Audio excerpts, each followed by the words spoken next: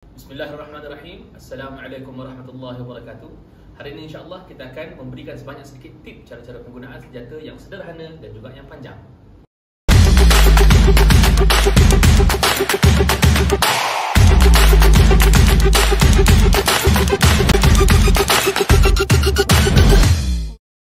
Sebelum kita nak tunjukkan tip-tip cara penggunaan, kita maklumkan dahulu apa bezanya antara senjata yang pendek atau yang dianggap sebagai pendek, senjata yang sederhana panjangnya dan juga senjata yang panjang. Untuk senjata yang pendek, kita boleh nak klasifikasikan senjata-senjata seperti pisau dan golok. Golok ada pelbagai jenis dan ada pelbagai kepanjangan. Cuma kalau kita pakai pisau, biasanya maksimum kita katalah pisau adalah sebanyak 8 inci hingga 9 inci bilahnya. Adapun untuk golok, maksimum biasanya dalam 12 inci. Untuk senjata yang saya sebutkan sebagai sederhana panjang, kebiasaannya panjang bilah dia lebih kurang dalam 18 inci dan yang ke atas lebih daripada itu dianggap sebagai senjata yang panjang. Penggunaannya sebanyak sedikit berbeza, di mana kalau senjata yang pendek kita masih boleh nak pusing dan kita rasa selesa keliling badan kita kerana kita tahu bahayanya tidak begitu dahsyat dan dia tidak membawa beratnya bila kita menghayun. Apabila kita gunakan senjata yang sederhana panjang dan juga senjata yang kita anggap sebagai senjata yang berbilah panjang, dia biasanya bila kita menghayun dia akan membawa badan kita sekali dengan hayunan itu. Jadi kita nak bagi tahu macam mana cara penggunaannya.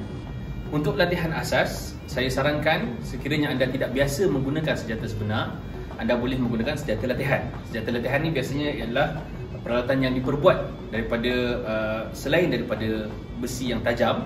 Maksudnya boleh jadi besi yang tumpul, boleh jadi plastik, kayu dan sebagainya, tapi dia berbentuk seperti senjata yang sebenar untuk mendapatkan balance dan kepanjangan yang bersesuaian. Okey, jadi untuk mereka yang dah bersedia ataupun sudah terbiasa dengan senjata, berlatih dengan senjata yang tajam, maka bolehlah berlatih terus dengan senjata yang tajam. Kebiasaannya bila kita menggunakan senjata yang sederhana panjangnya, kita akan terasa tarikan hayunan dia bila kita menghayun satu-satu senjata tu.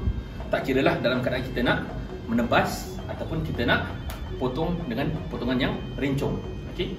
Jadi untuk mereka yang tidak biasa berlatih, kadang-kadang bila nak menghayun dia akan terbawa dengan badan dia sekali. Ini plastik, jadi mungkin tak seberat senjata yang betul. Jadi nak menunjukkan contoh yang lebih realistik, saya panggilkan Cikgu Azman untuk tunjukkan sebanyak sedikit cara-cara menghayun kalau jenis orang yang tak biasa berlatih lagi. Bagi mereka yang tidak biasa menggunakan senjata yang agak panjang, walaupun kita kata yang ni sederhana panjang dia, kalau jenis yang tak biasa, bila dia menghayun, dia mesti akan tertarik dengan badan dia sekali. Walaupun dia pakai bilah yang nipis, macam kalau kita orang silat ni kita panggil parang Brazil kan, Tramontina dia tulis kan, parang Brazil tu dia agak nipis sebenarnya besi dia. Tetapi dengan itu sekalipun, bila kita menghayun dengan kita tak biasa menghayun dengan kepanjangan yang lebih kurang 18 inci tu, biasanya kita akan hayun dan tertarik dengan badan kita sendiri. Jadi gaya yang saya biasa gunakan, gayanya dinamakan sebagai gaya membelah bulat. Namanya agak menarik, tetapi cara penggunaannya sebenarnya agak mudah. Okey, dia adalah dengan cara kita nak menggunakan momentum yang dibawa oleh bilah tadi tu. Okey, so gaya membelah bulat ni dia tidaklah kecuali kita nak bila nak menghayun tu kita hayun bawa sekali dengan badan kita, tapi kita tarik semula. Bermakna kalau kita nak hayun, sebab kalau jenis golok atau parang sifatnya adalah menetap. Tak kira lah daripada atas ke, rincung ke, pancung ke, libas ke kan. Jadi kalau kita nak, masa nak serang tu, kita boleh nak serang dengan tarik terus ke atas. Okey, tak kira belah kanan atau kiri, tapi kita potong dan tarik semula ke atas untuk nak bersedia semula.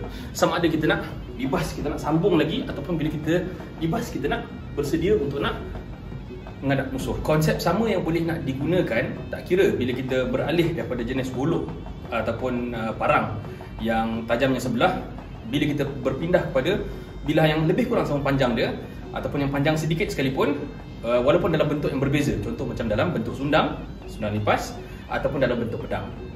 Jadi bila kita menggunakan senjata, contoh dah saya letak kat sini wakizashi. Wakizashi ni adalah macam katana tapi dia pendek sikit. Okey. Contohnya bila kita pakai wakizashi sekalipun, dia agak berat sebab kalau kita tengok beza dengan bilah tadi tu, bilah yang ni agak tebal. Okey. Cuma bila kita menghayun, kita pakai konsep yang sama. Kita hayun membelah bulan, bermakna kita bila kita hayun bawa momentum untuk nak bersedia terus ataupun kita bawa untuk nak ikut keselesaan kita lah. Okey, maksudnya cara nak serang dan cara nak sambut serangan. Kalau kita sambut serangan sekalipun, boleh nak balas balik dengan menyerang dan bersedia semula bila kita gunakan gaya membelah bulan. So konsep yang nombor satu adalah kita guna momentum. Jangan kita biar lepas macam ni, susah nak tarik balik. Ada konsep yang pusing nak balas balik, tapi kena gunakan badan juga. Tak boleh dengan kita hayun tangan sahaja, sebab dia akan membahayakan diri kita dan orang sekeliling kita. Bila kita berpindah kepada senjata yang lebih panjang, contohnya macam full size katana macam ni, okay? Bila kita berpindah kepada senjata lebih panjang, dia konsep dia sama, cuma kita kena ada spatial awareness. Maksudnya kita kena tahu dengan kawasan sekeliling kita muat ataupun tidak untuk kita nak menggunakan senjata macam ni.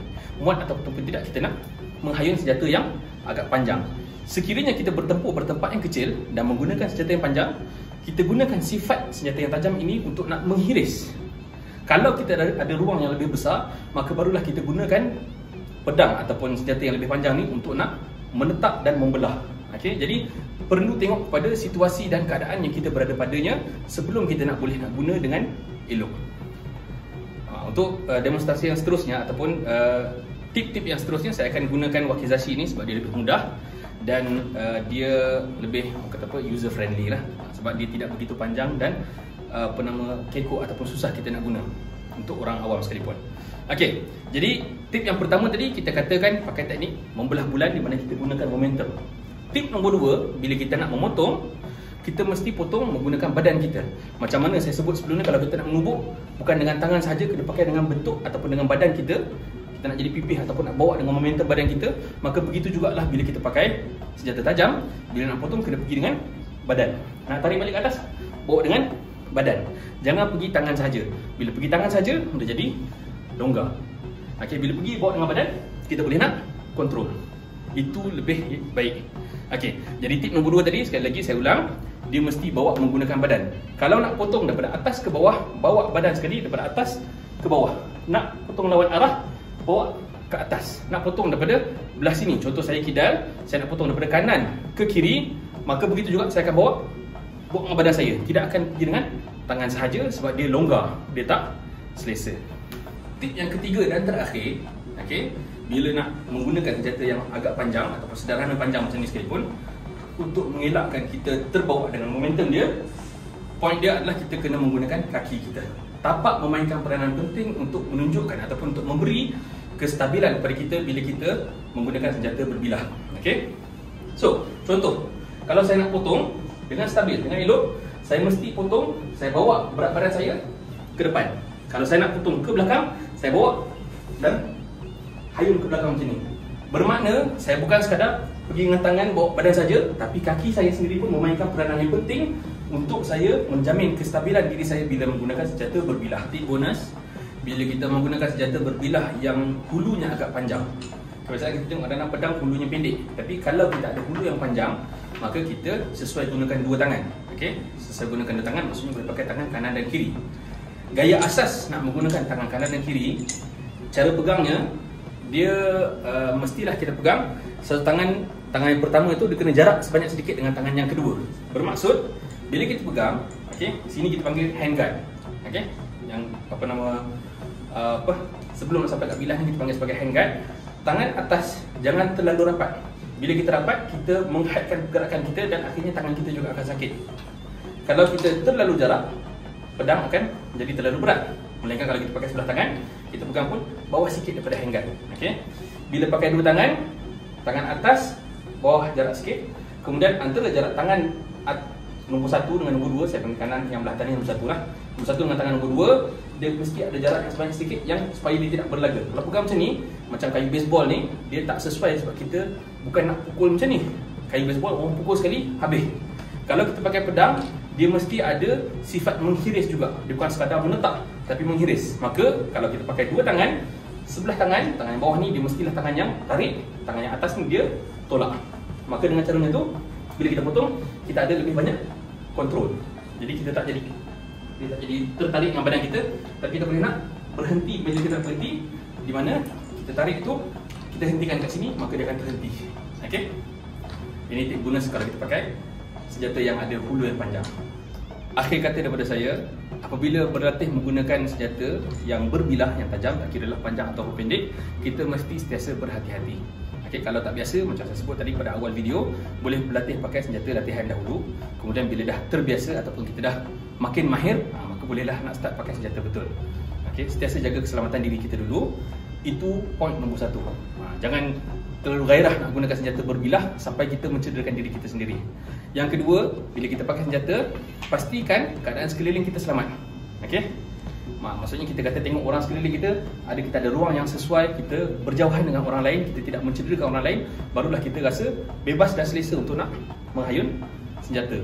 Yang ketiga, bila kita pakai senjata yang berbilah, seelok-eloknya sentiasa jaga dengan sarung dia. Kalau kita tak ada sarung, maka boleh tempah untuk orang lain buatkan sarung, supaya sekurang-kurangnya bila kita simpan, dia tidak membahayakan diri kita ataupun orang lain sekeliling kita. Itu saja daripada saya. Kita jumpa lagi pada video akan datang, insya-Allah. Jangan lupa like, share dan subscribe pada video kami. Terima kasih. Assalamualaikum warahmatullahi wabarakatuh.